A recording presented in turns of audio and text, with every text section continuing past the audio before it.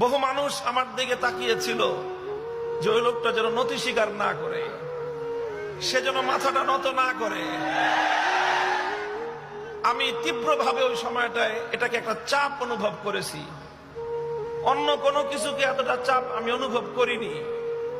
আমার জেল হতে পারে, আমার কঠিন শাস্তি হতে পারে, বড় ধরনের হয়রানির শিকার আমি হতে পারি, এটাকে আমি অত বড় চাপ অনুভব করিনি।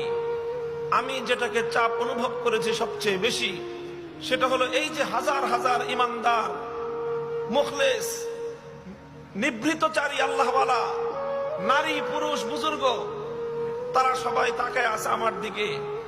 তাদের হৃদয়ের কামনা ছিল ও যেন ওর কথা, ওর ভাষা যেন নরম না করে। এই জিনিসটা আমি অনুভব করেছিলাম।